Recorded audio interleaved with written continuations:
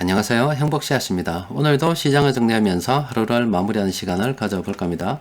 오늘 우리 시장은 코스피도 코스닥도 상승 마감했습니다. 코스피는 0.27% 그리고 코스닥은 0.45% 상승 마감했습니다. 시장이 한 며칠 계속 흘러내렸잖아요.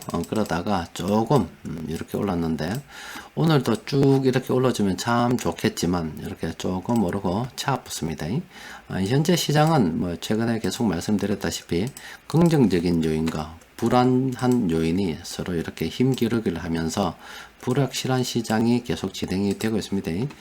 그런데 점점 시간이 가까워지는 것이 이 중앙은행의 결정의 시간이 다가오고 있다는 겁니다. 이게 어떤 거냐면은 26일에서 28일까지는 전 세계 주요국 중앙은행장들하고 또 경제단체 인사들하고 모입니다. 잭슨홀에서 미팅을 해가지고 파월 연준 의장이 금리 인상 테이퍼링 관련해서 여러가지 의견을 갖다가 내놓을 거다. 그러니까 그때까지는 좀 지켜봐야 된다. 이런 거.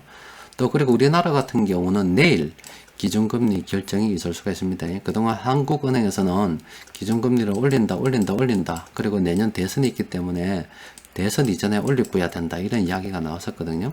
그런데 내일 8월 달에도 올린다는 의견이 굉장히 강했습니다.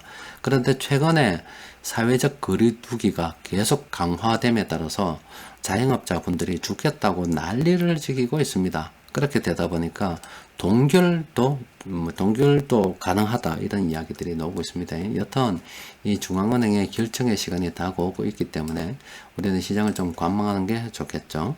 자, 그러면은 뭐 결정 우리가 하는 게 아니라 중앙은행이 하겠죠. 시장 지표들 좀 살펴보도록 합니다. 지금 외환시장에서 보면은 그동안 미국 달러나 외국 돈들이 한국에서 계속 이렇게 빠져나갔습니다. 빠져나가다가 최근 들어서 한 이틀 시장이 상승할 때 조금 주춤거리고 있습니다. 요게 앞으로 이 상태로 끝날 거냐, 계속 다시 내려갈 거냐, 아니면 올라갈 거냐, 이건 알 수 없습니다.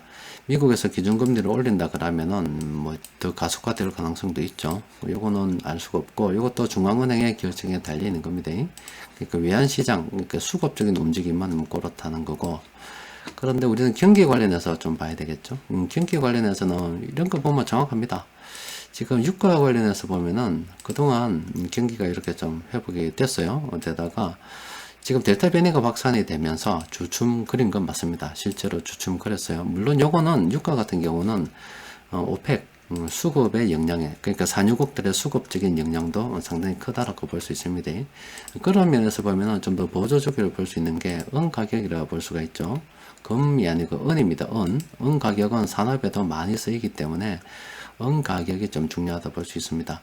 지금 은 가격 추이로 이렇게 볼 때 멀리 한번 볼까요? 멀리 보면은 경기가 세계 경제가 좋지 않았잖아요. 금융위기 이후로 계속 좋지 않았습니다. 거의 침체기에 이렇게 머물러 있었습니다.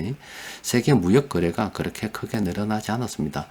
그래 있다가 작년에 돈을 많이 풀어가지고 경기가 조금 살아나는 듯 했습니다. 이때는 세계 각국의 인프라 투자가 많이 있었고 또 반도체 수요가 또 많았죠. 그러다가 최근 들어서 경기가 좀 이렇게 죽는 이런 느낌이었습니다. 이게 인도에서 델타 변이 바이러스가 확산됨에 따라서 경기 침체 우려가 다시 확산이 됐었죠. 지금은 그게 조금 나아지려고 하는 중입니다. 좋게 경기가 백신도 녹아서 좋게 나아지려고 하는 중입니다. 아직은 특별한 게 없습니다. 중앙은행에서 어떤 결단을 내릴지 일단은 잘 모르고, 그리고 지표상으로 봐서도 경기가 지금 이렇게 쭈그러들어서 살아나려고 하는 이런 건 있는데 아직은 완전히 살아났다라고도 보기 어렵고 여러 가지 어떤 불확실성이 그대로 다 남아있는 그런 상태입니다. 따라서 우리 같은 경우는 그 투자를 진행할 때 뭐 한 방에 몰빵해서 무조건 뭐 쫙 앞으로 갈 것이다 이런 것보다는 이렇게 변동성이 확대되는 가운데 어중간하게 흘러갈 가능성이 굉장히 크다. 이건 단기적인 관점에서. 그리고 장기적인 관점으로 보면 결국은 이렇게 가겠다. 그럼 이 기간에 우리가 물량을 모아가는 개념으로 접근해야 된다. 물론 이 과정에 파산의 위기, 또 신흥국 파산의 위기, 여러 가지 부채 위기들이 함께 불거질 수 있다 하는 것은 또 우리가 알고 있어야 되겠죠. 자, 그러면은 뭐 적극적으로 투자하기는 어렵지만은 순환 매매하면서 물량을 계속 모아간다. 장기적 관점에서 그렇게 시장을 바라본다면은 일단은 오늘 시장에서 세력들이 큰 돈 굴리는 세력들이 관심을 가진 이 업종들은 우리가 살펴볼 필요가 있겠죠. 그 금융업 뭐 이렇게 이쪽으로 돈이 들어갔습니다. 우리는 뭐 멀리 보면 경기 민감주 이런 거 또 보복 소비 관련주 계속 매수를 해야 되겠죠. 그래서 수급 분석표 검색을 통해서 오늘 세력들이 매수한 종목을 보니까 오늘은 13개 종목을 매수했더라고요. 좀 들여다보면은 SK 이노베이션 가장 많이 매수했습니다.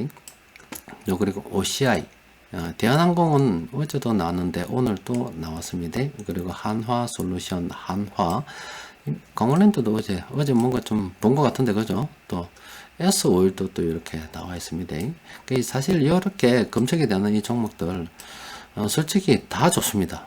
그냥 돈 있으면은 다 들고 그냥 있으면 되는 그런 다 종목들입니다. 다 좋아요.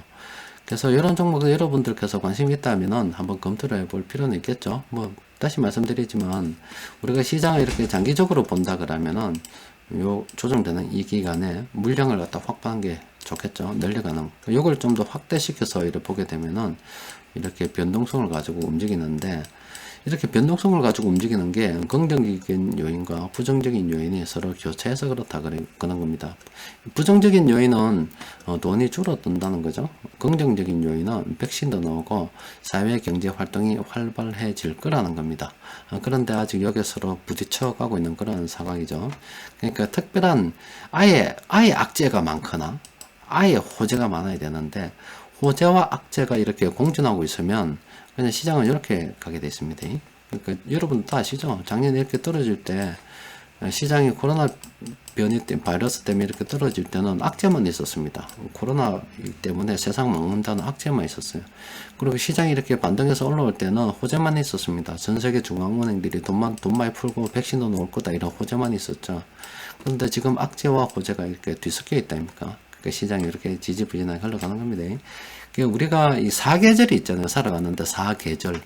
주식시장도 그런 계절이 있습니다. 그동안 좋은 계절이었다면은 지금 이렇게 왔다 갔다 하는 그런 기온 변화가 일교차가 심한 계절이다라고 보시면 됩니다. 어쨌든 멀리 보면은 좀 희망을 가지고 가봐야 되겠죠. 그러면서 뭐 중앙은행은 어떤 결정을 내렸는지 한번 두고 보도록 합니다. 자, 오늘은 여기까지 정리하도록 합시다. 이상입니다.